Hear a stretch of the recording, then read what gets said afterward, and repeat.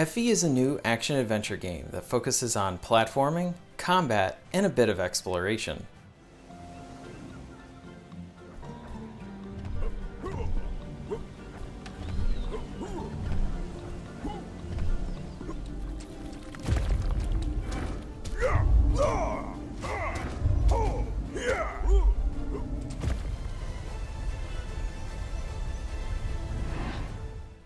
Effie splits up most of its time between platforming and combat arenas. The combat is pretty good here. While not the smoothest platforming, I did find the jumping rather enjoyable. At the start, you can only do a single jump and then grab on to specific ledges. You can shimmy and pull yourself up to get around. After acquiring your main weapon, you can do a double jump, which is greatly appreciated. You can jump further, and in some cases, correct a jump in mid-air with that second jump. Later, your options are expanded a bit with the dash ability.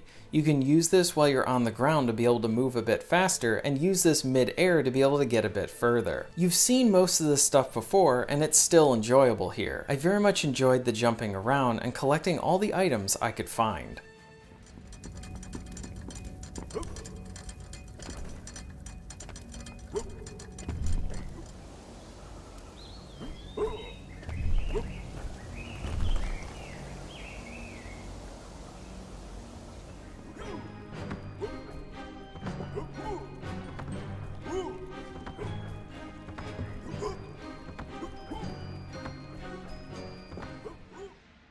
When you aren't jumping around, you'll be in combat. You are given this magical shield for your main weapon. You have light and heavy attacks. You can chain these together for some simple combos. Some of the combos are pretty cool in that they involve throwing your shield at enemies. You have a decent amount of different enemies to fight. You have some that will try to hit you with projectiles, some that will stand back and just drain your health, normal fighters, and larger enemies that will require you to only use your heavy attack. At first, the combat is decent, but very messy.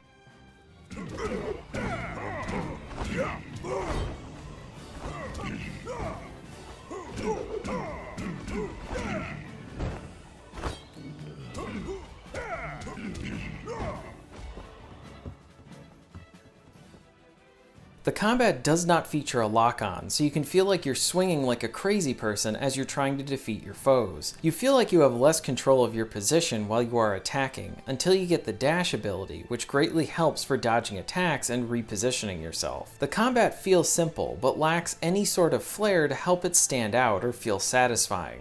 The game does not feature unlockable combos or upgraded moves, so you're stuck with the basic attacks for the game. While I enjoy both in-depth combat systems and ones that go for a more simplified approach, I do feel like this game was missing something with its combat. It feels unrefined and very bare bones. There are some special moves that you gain later on to help give the combat encounters some variety, and while the earthquake and boomerang moves are useful, they sadly don't elevate the combat enough.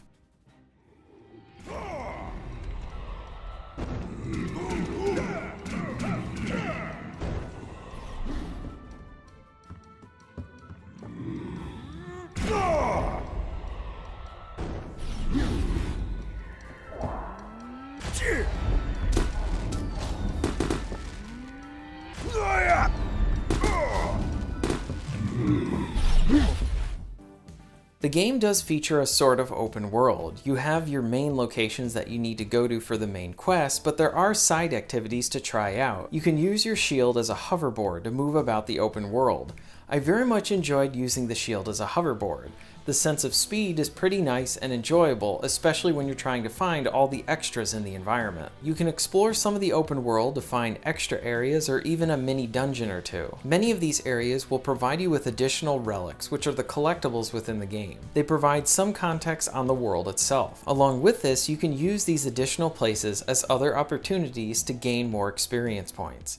You gain experience points from defeating enemies, breaking objects, and finding collectibles and chests. As you level up, you'll gain more health and increase your special meter. I did enjoy how each of the main areas had plenty of optional chests to find. Many of these chests were hidden just away in corners of the map to be able to have you go and explore and find them. With that, I enjoyed the variety in the different areas you explore. You visit different areas from a medieval type town to a vineyard and even to like a haunted house type area. I enjoyed the different visual level styles in each, and this really did help to make these locations feel unique. The game does present itself well with the opening area. I was enjoying the platforming and even having some fun with the clunky combat. I very much preferred the jumping and collecting items rather than fighting enemies. It didn't take long until the combat turned into being tedious. Like I said before, the combat does feel unrefined. You are locked into many arenas and you just swing wildly until all the enemies are defeated. I think what hurts the combat is how you feel like you're not in control as your character swings at enemies. The enemies do not put up much of a fight as well. The game is generally too easy within these combat arenas, and you can complete most of them just by hitting the square button. And my interest in these situations was less and less as I continued with the game. It got to the point where I just tried to skip the enemies altogether and only participating in fights when the game forced me to. I feel like if I'm trying to actively avoid an aspect of the game, then something is missing here. Essentially, it started to feel like busy work rather than something I enjoyed doing. I think the game would have been improved if the combat was better or if it happened less often, because of the light exploring and platforming are good areas of the game. There are plenty of little items to grab and they give you a little bit of experience points, so you're always getting something tangible for your time. Finding additional chests was something I never got tired of either. The same can go for the hoverboard you get to use. I do think that the hoverboard is one of the best parts of the game and it's the most underused. You only really use this in the open world and in a few time trials. I think it was a missed opportunity to not include the hoverboard more often, along with having an additional and optional race mode to provide some more replay. Like I said, I generally enjoyed the platforming. There was a bunch of situations where you needed to dodge different types of traps to proceed. There are a good handful of sequences where the traps will kill you in one hit, or if you make one wrong jump, you'll immediately die. These can be really frustrating, especially when it happens in a boss fight. The boss fights are a bit of a mixed bag. The first few really are just situations where you fight an onslaught of the same enemies until the boss's health is depleted, but some of these do involve more platforming, and I thought those were better. These situations were better, but at the same time, there were those instances where you could get killed in one hit. Gallant had to do away with Balira's minions, or they would certainly destroy him if given the chance.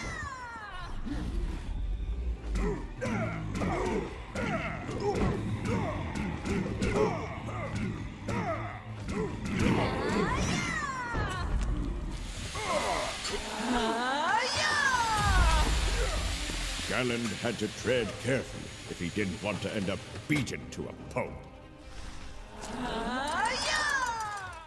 The game also has this problem with these frame rate drops throughout the game. It happens at odd times and I couldn't really pinpoint what would cause it.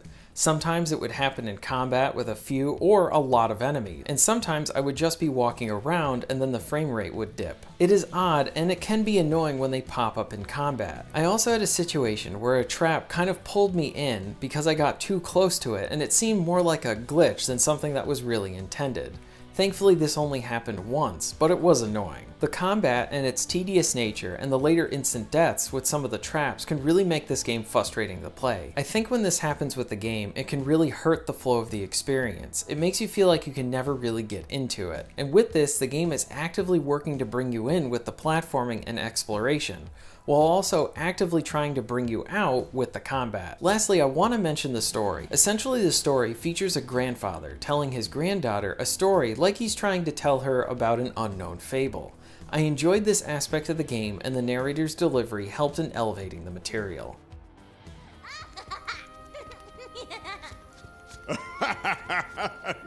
Calm down, calm down. Come here, have a seat. You know what, Effie? I'm going to tell you a story. It is a tale about knights, wicked creatures, hope, redemption, and above all, magic.